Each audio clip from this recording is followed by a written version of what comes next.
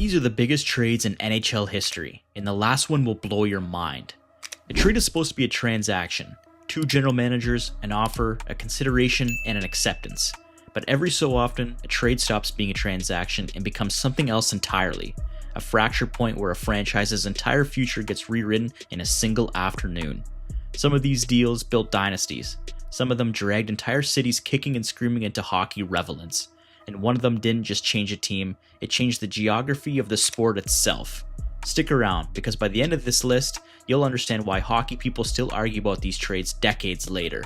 These are the biggest trades that changed NHL history forever.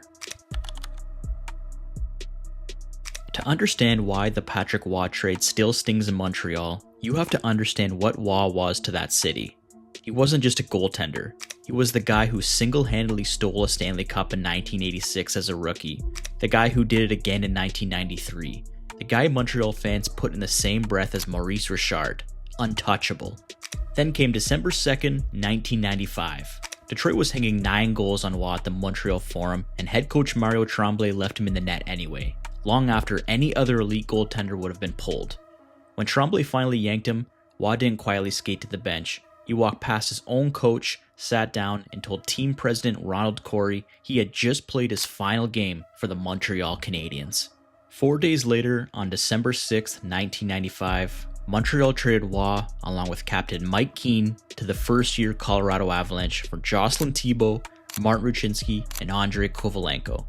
On paper, a goalie swap. In reality, it was Montreal handing a still-forming Denver franchise the exact piece it was missing. And the payoff was almost instant. Just 7 months later, Roy backstopped Colorado to the Stanley Cup, including a legendary 63-save performance in a triple overtime Game 4 win over Florida. It was the Avalanche's first championship in their first season in Denver. Roy didn't stop there. Over 8 seasons in Colorado, he set franchise records with 478 games played, 262 wins, and 37 shutouts. Then in 2001, he led the Avalanche to a second Stanley Cup, winning the Conn Smythe Trophy as playoff MVP for the 3rd time in his career, a distinction no other player in NHL history holds. By the time he retired in 2003, Roy owned the all-time record for regular season wins with 551 and the all-time record for playoff wins by a goaltender. Montreal, meanwhile, has not won a Stanley Cup since the day they let him walk. As franchise-altering as that trade was, at least Colorado knew exactly what they were getting. The next team on this list took a much bigger gamble on a player who was already walking out the door. By January 1992, the Toronto Maple Leafs were a mess. 11 wins in their first 39 games, last place in their division, and their new general manager, Cliff Fletcher, had just come over from Calgary, where he built the Flames' 1989 Stanley Cup team. So Fletcher went back to the well. On January 2nd, 1992, Toronto and Calgary executed a 10-player deal, the biggest trade in NHL history by head count at that time. Toronto sent out Gary Leeman, Craig Berube among others, and they landed the centerpiece, Doug Gilmour. Gilmour didn't just help Toronto, he rebuilt the franchise's identity around himself. In 1992-93, his first full season as a Leaf, he put up 127 points, still a franchise record. He dragged Toronto to back-to-back conference finals in 93 and 94, and by 1994, he was wearing the captain's C. Meanwhile in Calgary, Gary Leeman managed just 11 goals before being shipped out, and the snake-bitten Flames failed to win a single playoff series for the next 15 years. Toronto got their leader through a blockbuster with a rival. San Jose's turning point came from somewhere nobody saw coming, an act of pure desperation 3,000 miles away. Joe Thornton was Boston's captain, their number 1 pick in 1997, and through the first quarter of the 2005-06 season, their best player by a mile, sitting on 33 points through 23 games. None of that mattered to the struggling Bruins front office. On November 30th, 2005, General Manager Mike O'Connell called Thornton's cell phone right after Thornton had finished dinner with his parents. Thornton later said flatly that he was blindsided. Boston shipped their captain to the San Jose Sharks for 3 players, Marco Sturm, Wayne Primo, and Brad Stewart. The Sharks were mired in a losing streak and desperate for exactly this kind of jolt. They got it. Thornton exploded for 92 points in just 58 games with San Jose, finishing the season with 125 points combined between both teams, enough to win the Art Ross Trophy as the league's top scorer and the Hart Trophy as MVP, becoming the first player ever to win the Hart while suiting up for 2 different franchises in one season. He went on to play 15 seasons in teal, turning San Jose from a team fighting to stay relevant into a perennial Western Conference contender and becoming one of the most beloved Sharks of all time. Thornton's trade was about a franchise hitting rock bottom and rolling the dice. The next one on our list was about a franchise building something that would last a decade, and it started with a trade almost nobody in Hartford wanted to make. They called him Ron Franchise in Hartford, and it wasn't a nickname handed out lightly. Francis had spent nearly a decade with the Whalers, captained the team for 6 seasons, and known nearly every meaningful offensive record in franchise history. On March 4th, 1991, Hartford traded Francis, along with Ulf Samuelsson and Grant Jennings, to the Pittsburgh Penguins for John Cullen, Zarli Zalapski, and Jeff Parker. At the time, Hartford's owner actually called it a win, pointing to Cullen, who was 5th in NHL scoring that year. History remembers it differently. Pittsburgh needed a true second-line center to take the pressure off Mario Lemieux, and Francis was exactly that, a two-way force who could produce points and shut down the other team's best players. He slotted in almost immediately, and within months the Penguins won their first Stanley Cup in franchise history. They repeated the following year in 1992, meaning Francis went from a team that had never won it all to back-to-back champion in under 14 months. Over his 8 seasons in Pittsburgh, Francis added a Selke Trophy and 2 Lady Byng Awards for sportsmanship, becoming one of the defining figures of the franchise's first dynasty. Hartford never fully recovered the identity it lost that day, a wound that in hindsight marked the beginning of the end of the franchise in Connecticut altogether. Pittsburgh built a champion out of Hartford's heartbreak, but if you want to talk about a superstar finding out he was traded in the worst way possible, nothing beats what happened to Phil Esposito in a Vancouver hotel room. Picture this. You've led the NHL in goal scoring 6 seasons running. You're 33 years old, coming off a fresh contract extension from your own team. You are, by any reasonable measure, untouchable. Phil Esposito believed that too, right up until November 7th, 1975. Esposito was in Vancouver with the Boston Bruins preparing for a game against the Canucks when head coach Don Cherry showed up at his hotel room door. Esposito braced himself for the bad news, but he had one specific fear: being sent to New York, a city and a rival he genuinely couldn't stand. That fear turned out to be exactly right. Boston had traded him to the Rangers for Brad Park, Jean Rattel, and depth defenseman Joe Sanusi. It's still considered one of the most staggering superstar for superstar trades the league has ever seen. A future Hall of Fame goal scorer swapped for a future Hall of Fame defenseman and a future Hall of Fame center. And Esposito made good on the deal. He led the Rangers in scoring in every full season he played for them, becoming team captain, and on November 4th, 1977, became the first player in Rangers history to score 600 career goals. In 1979, at 37 years old, he helped drag New York all the way to the Stanley Cup final, finishing 3rd in the entire league in playoff scoring that spring. The Rangers ultimately lost to Montreal, meaning for all his brilliance in New York, Esposito never got his hands on a cup wearing the blue shirts. He retired in 1981 with 1,590 career points, trailing only Gordie Howe. Esposito's trade grew the game in one American city almost by accident, even without a championship to show for it. The next trade on this list was designed from the very beginning to reshape an entire franchise around one teenager who refused to show up.